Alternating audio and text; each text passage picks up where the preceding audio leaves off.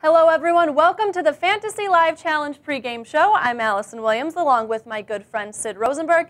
Sid, it is finally here. No more preseason. Football Sunday Week 1, which just happens to coincide with the launch of our new game, which is set to revolutionize the fantasy industry. You're exactly right, Allison. That's right. Fantasy football as we know it is about to change. Fantasy Live Challenge. Real-time substitutions as the games are played, and it is really fast. Real fast indeed. Okay, Sid, let's get right to it. 20-minute Fantasy Live Challenges will be running all afternoon, beginning at 1:05 Eastern and every 15 minutes after. With 9 games kicking off at 1 Eastern, there should be plenty of action. That's exactly right, Allison. But if you look at the matchups, there's a lot of tricky ones out there in week number 1. The only one that really jumps off the page in terms of a lot of points is the Colts taking on the Texans. Users should definitely keep tabs on that game. So what you want to do is take that drive chart and drag it right to the top of your screen. You can do that now. On the contrary, Browns-Buccaneers is probably the ugliest matchup. Move that one on down, since we likely won't see many points in that game. Although, you may be right there, but don't ignore the fact that last year,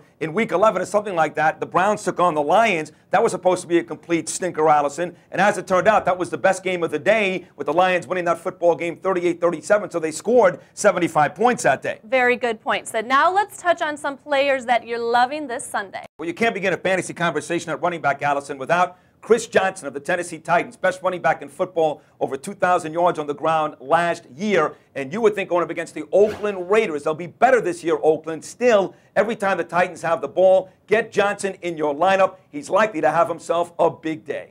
Number 2, Maurice Jones-Drew. He's been dealing with some knee issues here, but the potential is there for him to have a big day against the Denver defense that was putrid down the stretch last year and is also missing its best player, Elvis Dumervil. MJD should be in the lineup every time the Jags have the football. Lastly, let's talk about the Bills defense. They stunk it up last year. Now they're taking on a Dolphin football team with some legitimate weapons there. Chad Henne, Brandon Marshall, Ronnie Brown, Ricky Williams, specifically running backs here. Timeshare obviously presents an issue, so watch that Dolphins drive chart to see which back is in the game and make sure Ronnie or Ricky are in. Those are 4 great running backs, Sid. Now, who should we target in the passing game?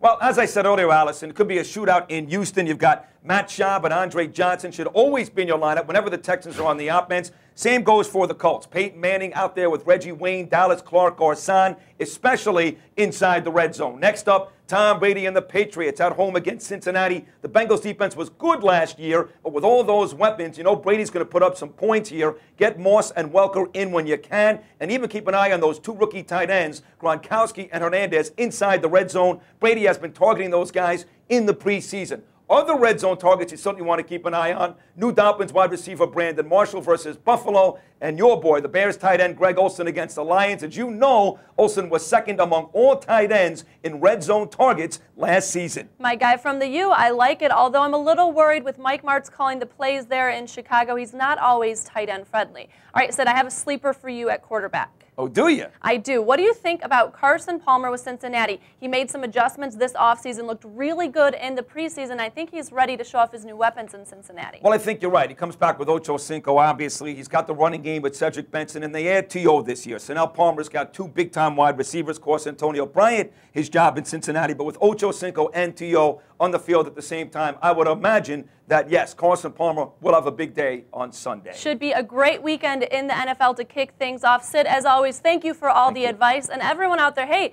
enjoy playing Fantasy Live Challenge. Good luck. We'll see you next week.